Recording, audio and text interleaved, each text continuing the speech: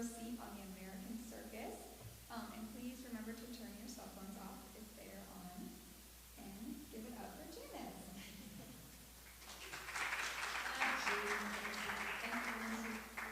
What a great place.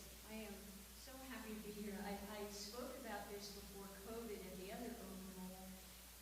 It's so, I thank you guys for showing up because this is hugely emotional to me. And I love talking about it. And of course, it's not worth it unless people show up and want to hear it. This has been an amazing life adventure for me. And it's really a story of anthropology to me, not just circus, but the whole context of circus in America and what happened here. So I'm going to throw a lot of stuff at you, and I highly encourage you to ask any questions that you have. You're not going to offend me. I have been called so many names because my family and I work with animals, and that was really ultimately one of the deal breakers and one of the reasons that Ringling Brothers went out of business. And so, again, it's so dear to my heart.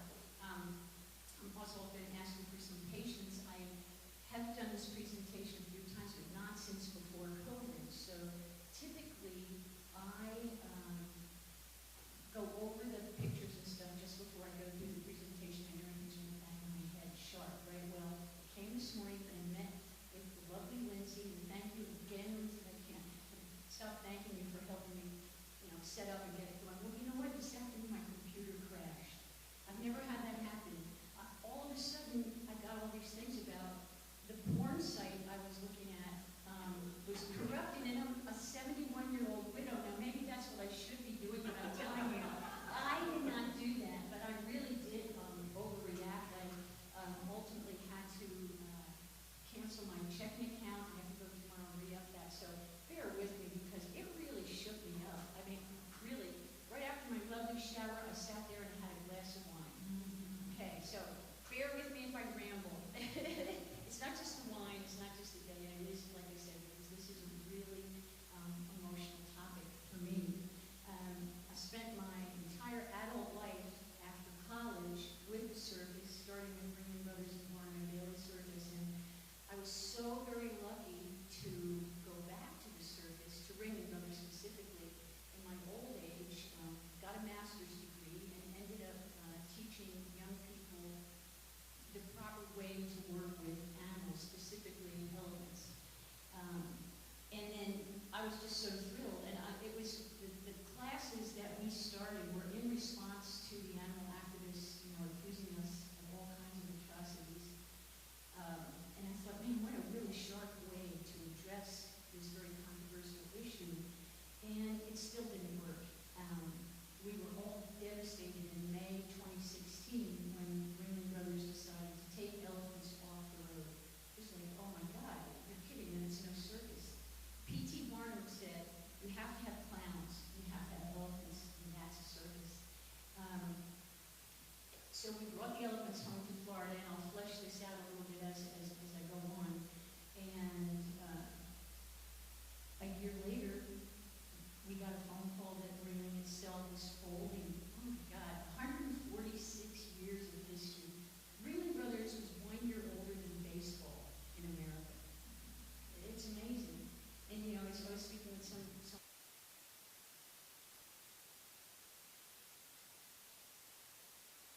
this is me. And that is my clown college, class of 72.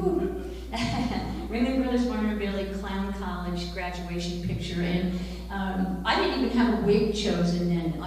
You'll see more pictures where you'll see how I fleshed out my character. But we started every morning in clown college doing makeup. And I just thought, and I bet you guys think this too, that you just put this painting on your face. That's what I thought. And I didn't realize when I look back at the pictures that I took along the way, I discarded this makeup, I discarded that makeup. Because what you find out is you take your face and you accent it with the colors that you have. Let me see if I can, it's my cat toy here. Well, I'm not getting my laser, but anyway, that really is my face. And I don't know if you can see it, but that really is me. And I have never felt more pretty in my life. So how in the heck does a girl New Jersey, which is where I grew up. You probably can hear it in my voice. How do you run away and join the circus? Well, I was a student at NYU, which is a great school, and I was an educational theater major, and I chose that path because I wanted to work with troubled kids, and I did ultimately get a degree in special education. But I went to Ringling Brothers with a friend of mine who was a classmate in educational theater, and he wrote the school newspaper.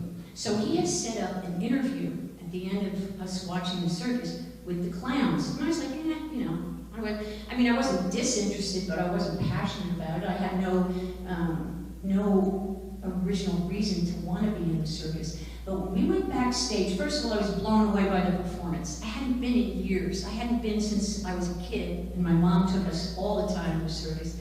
I was just blown away. And again, I was a victim of, or I realized it was for children of all ages.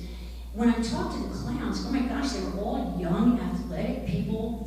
They were playing musical instruments, and it generated the question, like, how the heck did you guys get here? And they told me about clown college. And I thought to myself, that might be a really good thing to use with young kids who aren't doing well in school. Again, this is special ed kids. Those are my heart. So I applied to clown college, and I just thought, naively, if you apply, you get in, because who the hell ever heard of clown college, right? But come to find out, it was highly competitive, and I also didn't realize the dean of clown college was a very small man, maybe 5'6". His wife was my height. So the minute I walked in the room, he said, "You're accepted." I didn't even have to audition. And it wasn't licentious at all. He just liked tall women. And in fact, 2 women that are my dear friends to this day are my height, and we were all clowns. I was the 3rd woman clown for Ringling Brothers. Let's see, let me move this ahead here. So when the Feld family, they still own the Ringling Brothers name. When they bought the circus from John Ringling North, the last surviving family member of the Ringling family, they started clown college. Mr. Feld, Irvin Feld, was quoted as saying, he bought the circus, and here's all these old clowns, okay, people my age. And he said, you know, you guys are all really good at falling down, but can you get back up? So he started Ringling Brothers. It sounded kind of altruistic, like, let's train young clowns, but it was really specifically to have an ongoing population of young people that wanted to be in the circus. So he was, you know, really filling his own pockets on this. And it went on until 97, when they had so many extra clowns that they just didn't need to continue it anymore. But it was, what an incredible experience. I had never been to Florida. I'd never been inside the circus. And when you think about it, how could you, you know? This is one of the reasons there are so many misconceptions about what circus is like and what circus people are like, because we move all the time. So we're in a town, we're out of a town, so how does anybody get to know us? You know, they don't, so I'm going to tell you everything. If I don't tell you, ask me. But you know, it was so devastating to be on the show when it went out of business, and one of the reasons was the animal activist thing. Another reason was people we lost our audience. They just stopped caring. And I love this era, and I have so many historical pictures of circus in my own private collection. But you know, back in the day, this was really the main entertainment for towns everywhere, right? The circus came to town. I mean, there's songs about that. The banks would close, the schools would close, and people would show up and watch the elephants walk through the city. It was just really something. If you haven't seen The Greatest Show on Earth, Cecil B. DeMille's old movie, I highly recommend it. It's really kind of hokey, but it's so beautiful, and it won Best Picture that year. It's a great story of what the circus was really like. In my era, the clowns were required to meet the train. We all lived on a train. We'd have to meet the train when they unloaded the elephants, and we would ride the elephants. You can see riders up there on those elephants in full makeup from the train to the building. And it was so cool to see people just like go nuts, right? I mean, they would be at their desk jobs and look out the window, and there's elephants going down the street. It was just such a rush to see people respond like that. And day, celebrities clamored to come and have their pictures taken with the elephants and around the elephants. And this was a very famous event when Marilyn Monroe visited. I never have been able to find out how they paint the elephant. I don't know. You know, this is before sophisticated airbrushing and stuff. I don't know, but I do know that Mr. Feld does own that fake diamond necklace. The young Mr. Feld is my age. He used to be young Mr. Feld, but geez, I used to be young Janice, Aria. But you know, celebrities really wanted to be around the show people and be backstage. I vividly remember when we played Anaheim in California. Every morning, Natalie Wood and Robert Wagner would be there in t-shirts and jeans. They just blended right in, but they wanted to see us cleaning out the animal cages and exercising the animals. It was really cool. So ironic that by the time we went out of business, mainly the celebrities were so against us and did so much publicity against what we did. I found that a really ironic switch. I do remember as a kid seeing Ringling under canvas, under the big top. They stopped this in 1956. I don't know if any of you guys ever heard about the huge, horrible fire in Hartford, Connecticut. It was in 1944. But Ringling did regroup and go back under canvas, and this is what it looked like. And I honestly do remember it. And the amazing thing was, a show of this stature would set up and be in a town for one day. One day. If you can imagine the labor involved in setting all that up, all those seats. And they also had a cook tent back then. We didn't have that by the time I joined, but when the flag went up on the cook tent, that meant the meal was ready. So that was the first thing that was set up on every show lot, and it was the first thing to come down and move to the next lot because people had to eat. And it was fascinating to me that during World War I and World War II, the United States military traveled with Ringling Brothers to learn how to move huge numbers of people and equipment so quickly, so efficiently, and to get them fed. So, you know, this goes back to an era when the service really was held in high regard by most of the population. It was also interesting to me to learn that by the time I joined the show, the elephants in particular were only in the show. But back in the day, there was a whole group of horses that were work horses, and then a group of horses that were performing horses. Same with the elephants. Because the only way on a muddy lot that you could get, you see this is Barnes Circus, so this is certainly not Ringling Brothers, and there were so many different circuses then, but a lot of the elephants were strictly used as basically labor. And you know, my husband and my brother and I found this out when we started training animals, that you don't just take every animal and they're in a show. They're just like us. I bet you, I would probably say 95% of you folks are sitting out there going, I would never want to do that. I wouldn't want to do that. Animals are the same way. And again, we learned the hard way. You've got to find the ones that want to do it. Then they work out. But a lot of the elephants just wanted to do stuff like this, you know, pull the wagons out of the mud. So that's my clown character. That's what finally evolved. I'm built really funny. I'm built terribly vertical. So as a clown, you learn to take all the things that are really different about you and play those up. So I have ridiculously long legs, so I wore very short costumes. The stuff that I grew up feeling very awkward about being so tall, but you know what, when I was a clown, I found out that feeling of being awkward was really a good comedy thing. And you know what's great? If you fall down, it's like part of the show. Now when I fall down, it's not the kind of, it's really unsightly. I was blown away by the costumes, and I have one of my husband's costumes in the back, and feel free to touch it. And I said to Lindsay before, feel how heavy this is. That costume is over 50 years old, and honestly, somebody could put that on and go on a show right today. This stuff was built, it was such quality construction. The costumes were just incredible. Well, this was the Elephant Act, and I was in the Elephant Act ultimately. I'm pretty sure I have some pictures here of that that will come up. I also learned to really appreciate diversity in the circus. Now, I joined when I was 23 years old. I ran away, and my husband Mike went with me. We weren't married at the time, but our senior year, first semester of our senior year, if you can imagine that. Like I say, I did not intend to do this. Ringling Brothers NYU gave me a whole semester's independent study credit for going to clown college. I couldn't tell Ringling Brothers that, because they certainly were not at all into just advancing people's educations. And my mom said to me at the graduation ceremony, they gave me a contract, I hadn't expected that.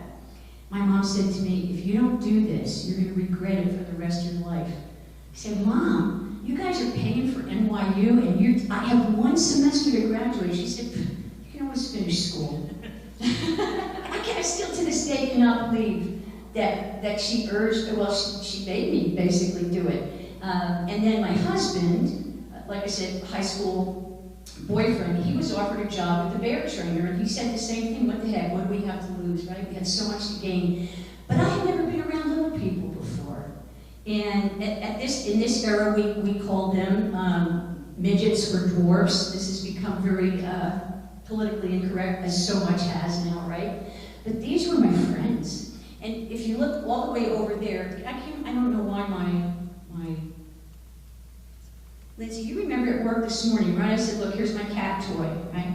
Now, I'm having a technologically bad day. Let's just leave it at that, okay? So, P.T. Barnum befriended a young guy, William Stratton, who was unusually small, and turned him into Tom Thumb. And I'm sure you've all heard of Tom Thumb. There was a really good movie out a couple of years ago, The Greatest Showman, with Hugh Jackman. It was a really cool movie, and Tom Thumb's in the movie. But I was kind of aggravated because in the new movie, they created a new character that when P.T. Barnum went bust, which he did several times, this new character that was played by Zac Efron loaned him the money to bail him out. Well, I'm so into circus history that I was kind of aggravated because in actuality, Tom Thumb loaned P.T. Barnum the thousands and thousands of dollars that he needed to get back on his feet. I always thought that was pretty cool. I thought they should have represented that. The 2 guys in the middle, Prince Paul, the taller of the 2, kind of an ironic statement, was a very, very dear friend of mine. He was he had been in the armed services, and he actually was an engineer. He graduated from Boston University with a degree in engineering, and he used to repair submarines during World War II because he could fit in places that other people couldn't. Very well-educated, articulate, wonderful guy. And we had a date. Every town, when the show would be setting up, we had the night off, no performances. He and I would go out to dinner, and I just want you to picture that vision of these 2 people walking down the street and going into the restaurant, this big, tall woman and that, very small man. And then Mishu, this fellow, we did a whole lot of publicity together for obvious reasons. We only did this shot one time. I found that very demeaning. I did not like that. I also realized right away that Mishu was a dirty old man and he would always grab my boobs, so that was it. That was the last time we did that. But he was also a good friend of mine. And in fact, in the middle picture, you see Mishu wearing a robe, and I got that robe for him for Christmas, and it was a toddler size 3. This guy was 33 inches tall. He just passed away 2 years ago. He did a lot of publicity with Michael Jackson, and he played Alf in a TV show. I never saw it, but a lot of people are familiar with that TV show. Very unusual man. Very dirty old man, but nonetheless. This picture is important to me because one of the things that I most loved about this lifestyle was going into the arena early in the morning and watching these people, these different kind of acts, practice. Because here you see this, everybody has their costumes on, and it's pretty splendid. But I found it really magical to get there when they would exercise the horses and warm up the horses, and they would be their amazing athletes. And they would be warming up, and then they're doing tricks like this. Like, are you even kidding me? Standing on 2 men high on a galloping horse, and you watch them fall and stumble. And now there's so much buzz about the Olympics. and which is always amazing. But I just would have this sense of pride every day that I was working around people that worked on this stuff every day. It was like the Olympics, 3 shows a day, you know. It was so inspiring to me to be around that. I'm grateful for it. Being in the Elephant Act was probably the highlight of my whole career until my husband Mike and I started our own animal acts. You just can't even imagine. First of all, they're just obviously so gigantic. And nobody taught you how to ride an elephant. They just put you up there and you sink or swim. And those sons of guns can run. You wouldn't think it, but boy, they move fast. And so you're holding on for dear life, and then they're going, you know, of course, in a circle. And my body was always like going that way, and the elephant turns and goes that way. So it took me quite a while to learn to just relax. I don't know if any of you have ever ridden a horse, but it's the same thing. You have to kind of chill and go with the rhythm of the animal so that you stay on and you don't look totally uncomfortable. But the Elephant Act was always so much fun. And I was so thrilled when I went back to Ringling in my mature years. Some of the same elephants were still there. And you know, it's like having friends that you haven't seen in 30 years and they're still there. I just love that. And it was also really great fun to watch the audience reaction, because every time the elephants came in, the crowds would just go, you know, again, so much fun to be on the receiving end of that. Well, this is a very weird story, but this really happened. I did a lot of publicity for Ringling, and they loved the idea of a college girl, particularly, that ran away to join the circus, so they used me in every town we played. Well, and you don't get paid extra for that. You're required to do that. To pay me back, when we played Anaheim, which was, again, that's where so many TV shows are filmed, they put me on a TV show called Girl in My Life. And I knew nothing about this. In fact, I had to sign an affidavit that I didn't know about this in advance.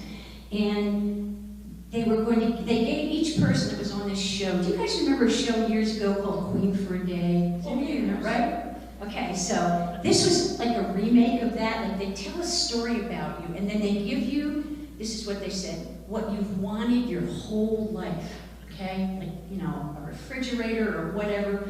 Well, they called Mike and they said, what would she really want? And he said, a bear cub. I didn't want a bear cub. Mike was working in a bear act. I was scared to death of the bears, and they're a really serious animal. Well, I went on this show, and I want a bear cub.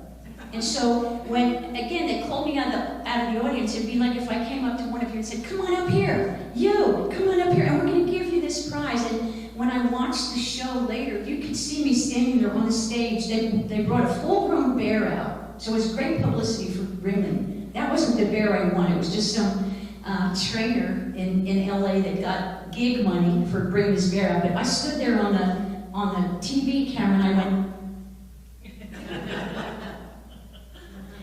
and I didn't. And it totally changed my life, yet again. So the bears are only born once a year. They're born in February through April, kind of.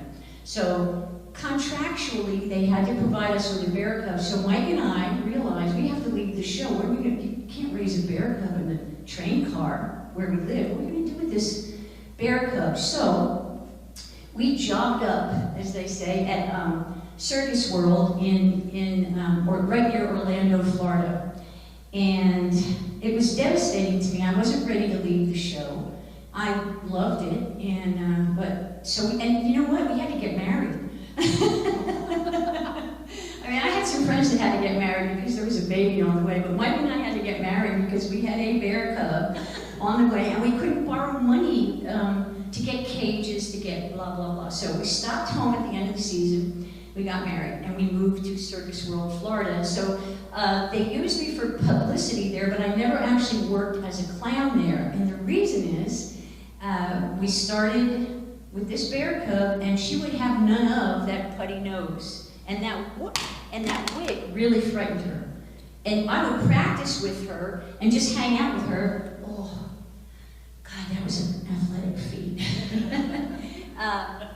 But it became pretty evident, and I thought that would be cool, because in my mind, I really thought, when I get old, I can still be a clown with all that makeup on and work a bear. You know, I thought I'd have longevity, but it wouldn't work. So I literally had to trade the putty nose for false eyelashes, is what it came down to. But I also started working with elephants at Circus World, and the elephant trainer down there would not let me work the elephants as a clown. He had this prejudice again. A lot of people did. When we started as clowns, women clowns, it was still really low on the status structure of circus people. In fact, I remember one day I was standing in line at the pie car. That's what our cafeteria was called, the pie car. I was standing in line, and this guy in front of me who was an acrobat, he turned around and he looked up at me. He was kind of a short guy too. He said, "You're a clown, right?" I said, "Yeah." He said, "Why are you a clown? You're not that bad looking." And I said, wait a minute, hold up. I love being a clown. That was the kind of attitude. So anyway, let's see where we go here.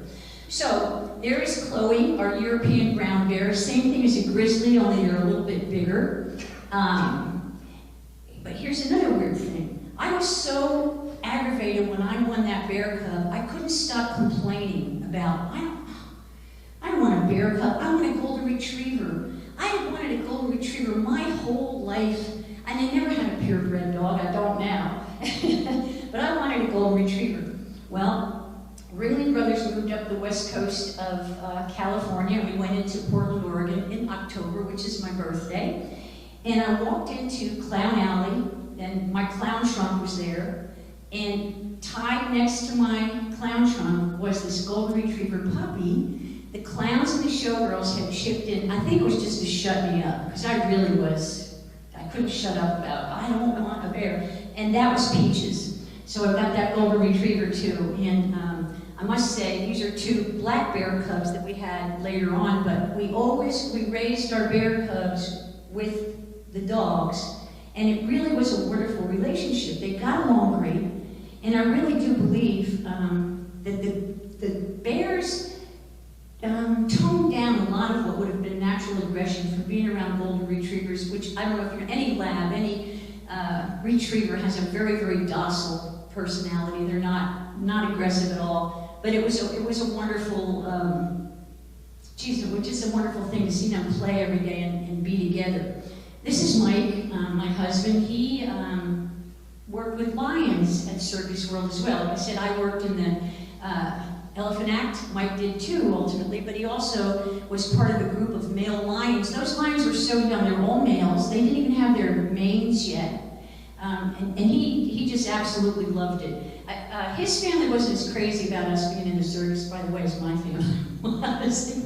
They kind of thought that I led their son astray. But I'm going to tell you something. I think this is a good time to interject this. Mike died of Lou Gehrig's disease when he was 39 years old. Still hard to talk about, but I think, what if we hadn't done this, you know? For somebody to go that young, I'm so grateful to this day that we made such a drastic leap in reality, because it was such a rich and wonderful life. I still feel like he had a great life. He really did.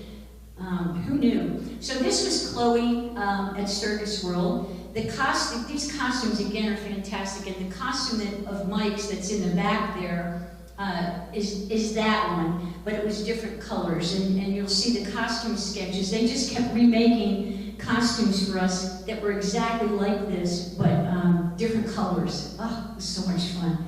Can you imagine you're having like a real rotten day, you feel like you just look like crap, and you sit there and you slap all that caulking on your face and the false eyelashes, and you feel a little bit better, and you warm up, you feel a lot better, and you put on that costume, and I defy anybody to not feel like $2 million.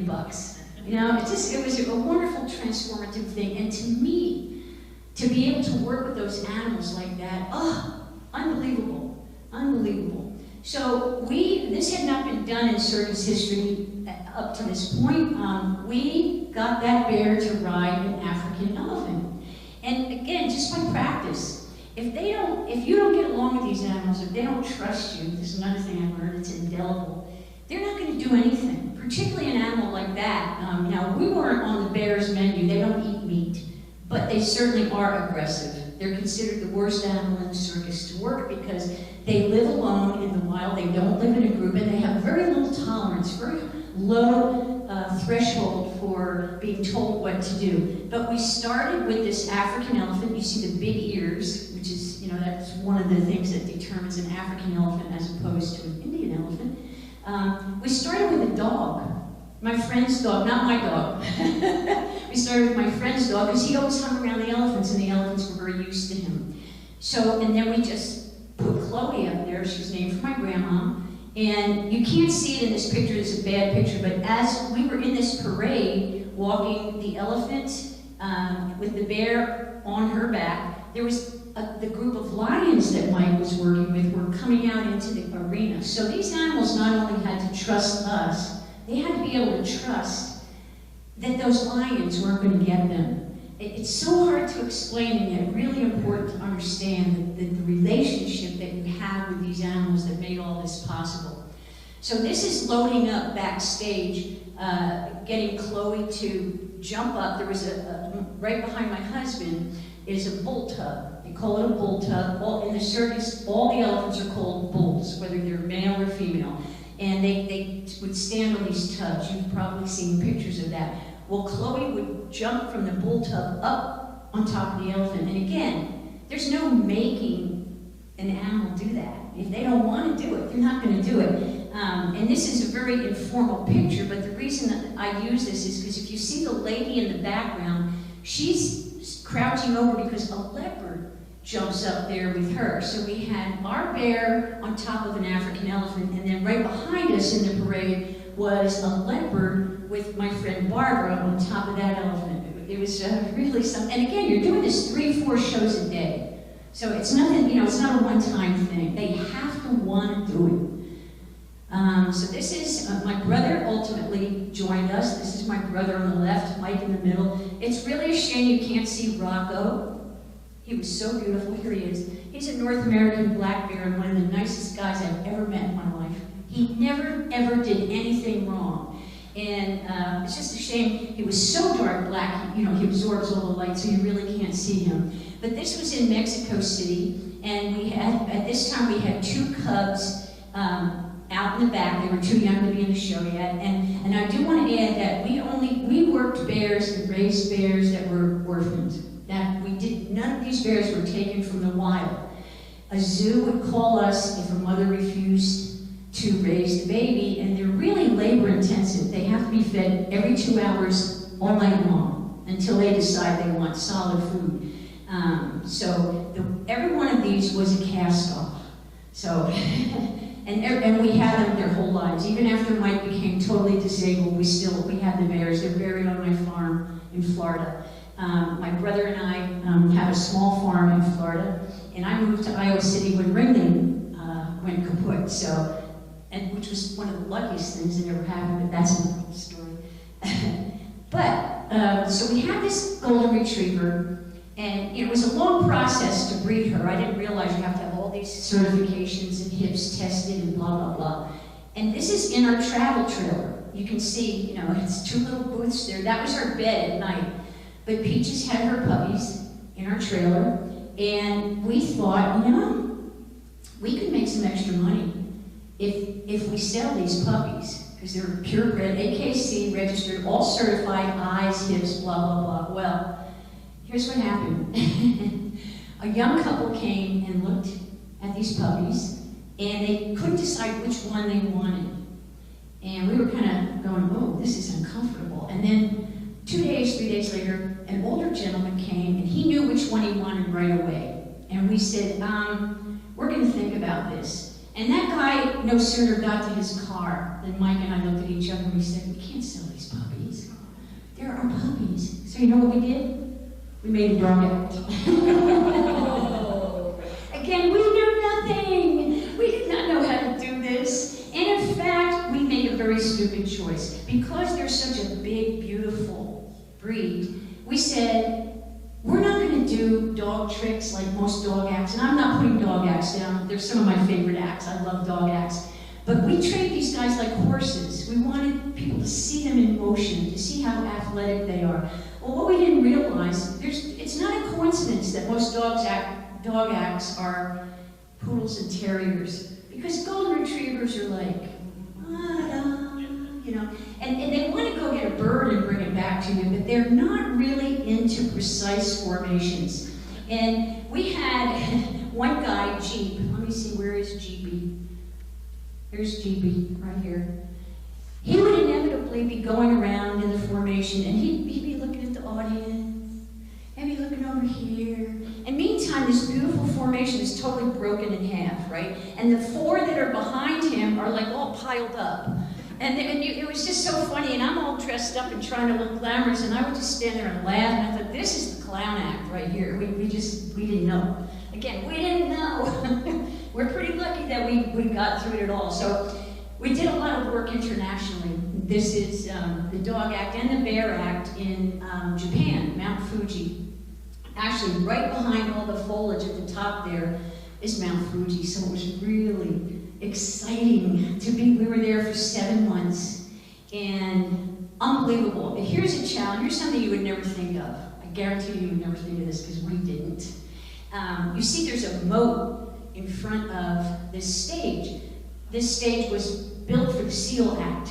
They did, the summer before us, they had a seal act there, and then they brought us there. Well, bears love water. They love to swim. Not only that, the stage was raked down like this so the seals could flop on their bellies and slide down and go in the water, right? And I'm not kidding you, every single time we worked this act, we were nervous wrecks, like, oh God, what if they go in the drink? What are we going to do? You know, because again, they're only on leashes. We were not in a steel arena. They were on leashes. So if they wanted to, they certainly could have done that. And then you face the panic about them, how we're going to get them out of the water. Thankfully, that never happened. Our final trick, if you look up here, there's a swing that was rigged on these two big posts that went up. And this is when we worked inside arenas, the same thing happened. We rigged that swing way up high. Chloe, this is Chloe, loved to swing. So the minute the swing gets lowered down, she would run to that swing, and then Mike would push her, and she'd go way out over the water, or in an arena, way out over the audience. I'll never forget it. She would kick her feet. It was like, oh my God. She so loved it. And it just does your heart good to see an animal totally enjoying what they're doing. Okay, winding this up. Not quite yet. Where we lived in Florida, and we still have this little tiny farm, Ringling Brothers purchased 200 acres, and they built the Center for Elephant Conservation. The Asian elephant, which is what Ringling Brothers had primarily, there were a couple of Africans, but mainly Asian elephants, they're endangered. African elephants are threatened, but Asian elephants are endangered. They're very close to extinction. And so Ringling Brothers built this place not only to house retired elephants, but to start a breeding program. There was a study done in 2000, which is like, it seems like overnight, but that's a way long time ago. But a guy from Texas A&M did a study, and he said that in this country, if we don't have 6 calves born a year, by 2050, there will be no breeding age females. And we cannot import any because they're endangered. Because of the Endangered Animal Act that was put into place in the mid-70s, you cannot export or import an endangered animal. And so Ringling put in a concerted effort to breed calves. There have not been 6 calves born a year ever. We're way behind. And so by 2050, the United States is going to ultimately be without any Asian elephants. And now, a lot of people, the animal activists say, well, good.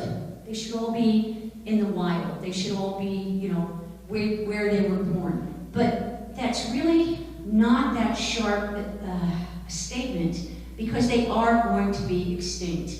And Ringling was trying very hard to prevent that. So we had at this farm 38 elephants, and it costs $65,000 a year per elephant.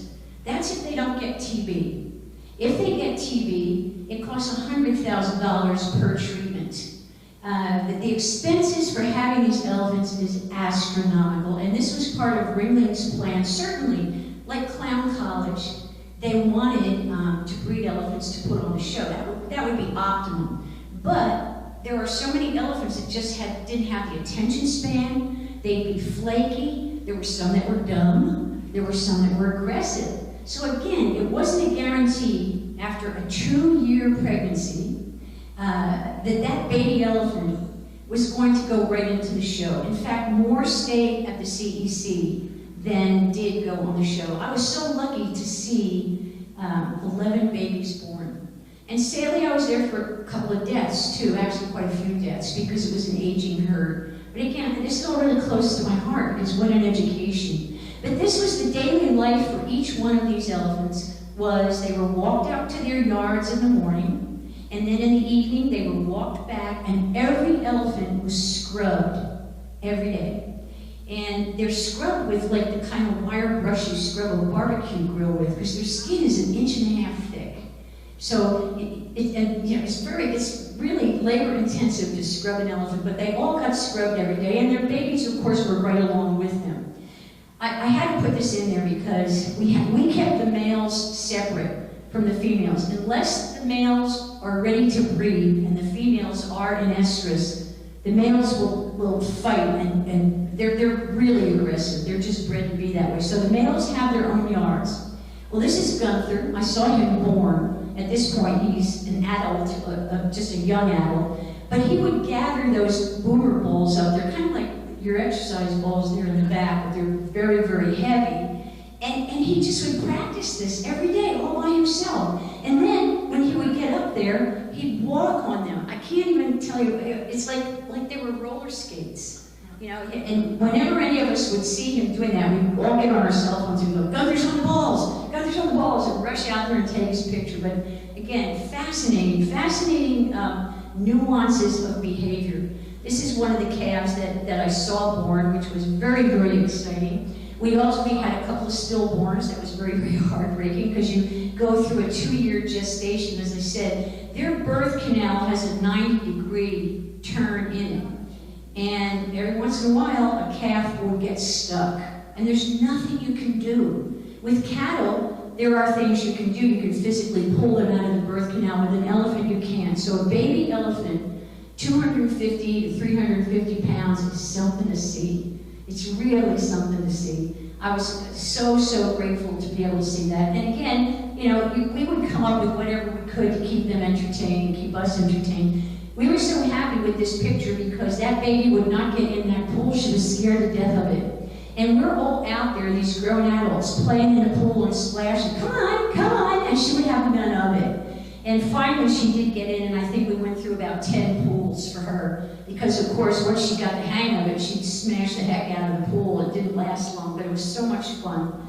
I was very proud of this. I was involved in bringing 4 students from Sri Lanka to the United States to stay with us for a full calendar year to learn our method of working with elephants. And here's the reason for that. It was completely altruistic. In other words, there was nothing in this for us, for Ringling Brothers, because we can't export any of the elephants. Sri Lanka is a country the size of West Virginia, okay? West Virginia has about 2 million people. Sri Lanka has about 22 million people. We have maybe 300 elephants in the whole United States, 300 Asian elephants in the whole United States. Sri Lanka has 6,000 elephants, and they're shooting them, they're killing them. And it's not like Africa, they're killing the African elephants for the ivory. Only male Asian elephants have ivory. Females don't have any ivory. So they're not killing them for the ivory, they're killing them because they are competing for the same agricultural land. It's a heartbreaking thing, so it was very important to Mr. Feld to train these students to work with these elephants in captivity. In other words, if a male is devastating a village every night, put that male in captivity. You know, there's a whole lot of logistics and expenses that go along with that, but there's another way to deal with it than to just shoot them. And so these were our Sri Lankan students. Each one of them got a PhD. When I went to Sri Lanka, we interviewed very, very carefully. They all had master's degrees. degrees, but from working with us for a year, they were able to get their PhDs, and now each of the 4 of them are very active in Sri Lanka in elephant conservation, which is a real plus. I'm thrilled about that. And what dear friends, they're my friends to this day. We also started an intern program for American kids to come and stay with us. I based it on Clown College. This is the job that I did when I went back, and I got a master's degree throughout this process, which was really fascinating. Ringling Brothers funded it. That was a wonderful thing. But we had these kids for 12 weeks. It was a paid internship. We gave each of them a travel trailer to live in. Again, like Clown College, we were trying to encourage them to job up, to come on the show and travel with us and work with our elephants. But we wanted them to do it in a specific way, not haphazard. It's very, very scientific. So it was so cute too, because 100% of the time these kids would show up after the very strenuous screening process, and they'd be kind of like, "Where's my costume?" And we'd hand them a shovel, because the real thing is you start at the back end and you work your way up, you know. And it wasn't for everybody. I found it fascinating that 80% of our students were women. When I was on the show, women never worked with the elephants. I was lucky enough to present the act in the rig, but I didn't go backstage and shovel and tether them and scrub them. 80% of our students were women, and 80% of the kids that went on the show were women. So it was kind of cool to see that. And I was also surprised that most of them had college degrees. I'm sure their parents were thrilled with me, enticing them to run away and join the circus with a college degree. But again, given what happened, how it evolved, most of these kids have really excellent jobs in various zoos now, and I'm really, really proud of that. If you noticed the bull hook here, this is and I have one here, I want you guys to see this. This is the, whoops, there's Mohan smiling at us. Look, go back here.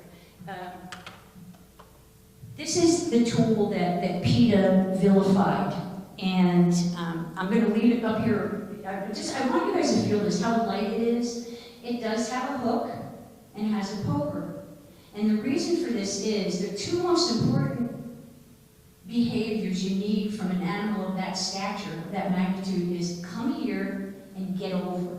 Those are both life-saving behaviors. So when you have an animal that's 9,000 pounds and you say, come here, if my little dog doesn't come to me, I can reach over and grab her, you know, usually. That's also a common gag. But there has to be a tactile backup. Their skin is 1.5 inches thick, and we know this from autopsies. Anytime an elephant passed away, we were required by the USDA, United States Department of Agriculture, to autopsy that elephant. So it's very easy to validate that their skin is 1.5 inches thick. And I want you guys to touch this. I'm going to leave it up here. And I mean, come on. You can't, first of all, look how light it is. There's no way you can abuse an animal with this tool. I'm going to hand it to you, okay, Kate? And you can just pass it around. PETA and the Humane Society of the United States, this isn't your local shelter, but the HSUS just vilified this tool. And in fact, it was banned in California. You cannot use this tool in California. And some dear friends of mine who had a fantastic elephant facility in California. Anytime you've seen an Asian elephant on a commercial or in a movie, their elephant was in Water for Elephants. That's just one example, but was from this facility in California. They had to leave. They had to leave a $5 million facility because that tool was banned. And there's just no way you can work an elephant without it. Believe me, we tried. We came up with several different versions of it, and never successfully. But, you know, again, like I said, the perception of the animals being abused with that tool, dona sin. You'll never see the likes of this again.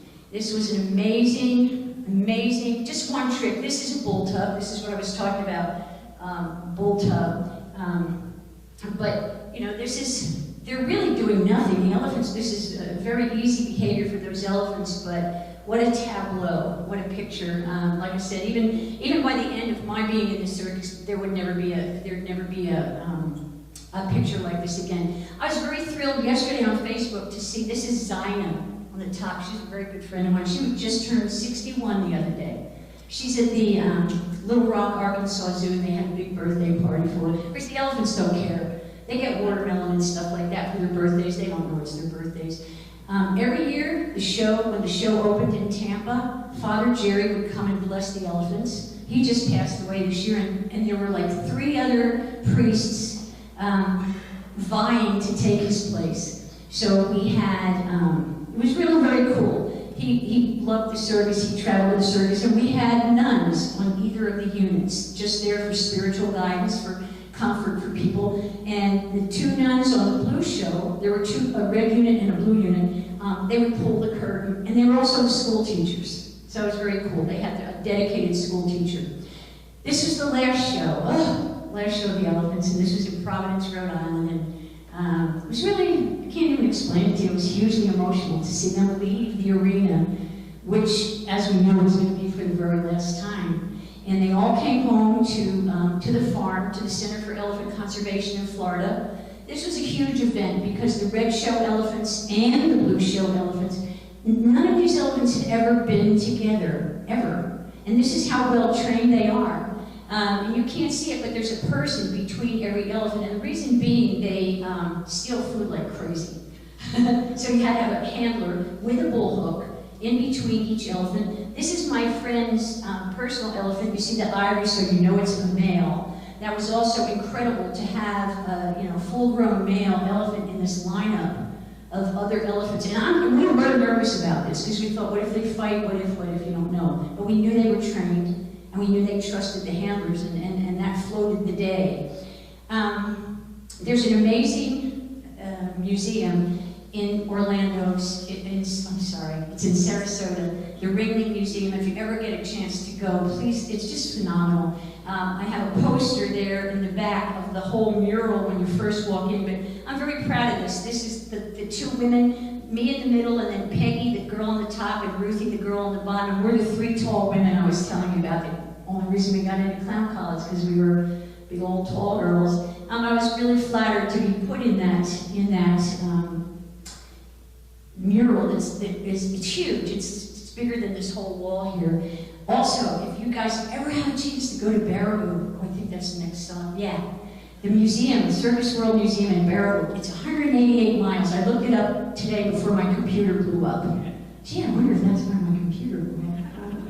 But it's a great, great place. And it is the Ringling Brothers, really did start there. It's their winter quarters. And I bet you guys don't know this. Do you know where McGregor, Iowa is? Have you heard of McGregor? That's the original home of the Ringling Brothers. And I have not been to see it, but I am sure going to get there because their original house, it's not maintained in any way. It's like a rickety shack. But the 7 Ringling kids were raised in that shack before they moved to Baraboo, Wisconsin. So we here in Iowa City, in Iowa and in the Wisconsin area, we're really in the birthplace of the American circus. And I'm going to close and want to hear questions. Hopefully you have some questions, but a friend of mine said this to me, and I never forgot it. And it's an old show guy expression, and I'm sure the old show guy got it from somebody else, but he said, what you never had, you never miss. What you have had and lost, you miss forever. And America doesn't know what we've lost here, but I do. And I hope I planted a little seed in you guys. Hey, and there's a circus over at the mall. I saw that today. I didn't know that. I had to take my blown-up computer over to Best Buy, and I thought, this is a good omen. There's a circus there. So I will damn sure have my butt in a seat at that circus, and I hope to see some of you guys there too. So I thank you very much for listening to my rambling story of life at the circus. And does anybody have any questions? Make one up. Yeah. You mentioned that there's a hierarchy among the performers of the circus. Yeah. How do they rank? Pretty much the flying trapeze, that's the upper echelon, right? Animals right after that. And going down to clowns, bottom. And it's a shame because there were some very athletic and very talented comedic clowns. But pretty much the upper echelon is the flyers. That's a good question. Because I didn't know. Yes? So in the heyday, how many employees would there have been in the circus? in the heyday, well, I'll start with my day. My heyday, there were over 300. But in the pictures that I showed you, where there were, the elephants coming down the road, there would be up to 500, 600 employees on the circus, which is, imagine, it's often been referred to as a town without a zip code. A traveling town without a zip code. And you can imagine the impact on the town. One thing, I had to testify in court a lot for the right to use that tool that you saw. And we would constantly try to impress on the town the economic impact of when the circus came to town, because we'd buy all our, Walmart went crazy when the circus came to town, right? Because they did so much business from the circus people. I know for my family, we'd buy carrots, dog food, your basics, and you buy that in each town. So there was a big economic advantage to a town to host a circus. Well, I'll be here for a while packing my stuff up. If you have any questions that you want to ask, come on. And really, you can't offend me with a question, but usually I get really rough questions. Yeah? How did you end up in Iowa City? That's another really good question. When I thought I would be with Ringling until death do us part. My daughter had moved to Iowa City. She's the eye doctor at Costco. And she visited a friend here, fell in love with it. And she and her husband moved here, so I only have one kid. And I thought, well, if I'm going to start over somewhere, I want to be near my child, so that's why. And I don't know if you guys will realize what a great city this is. I absolutely love Iowa City.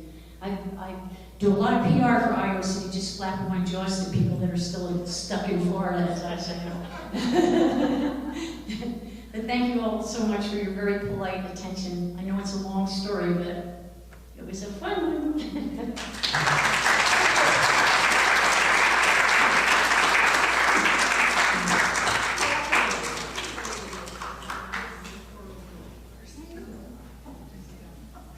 It's going to be cooler tomorrow, everybody. Thank you very much. You're welcome.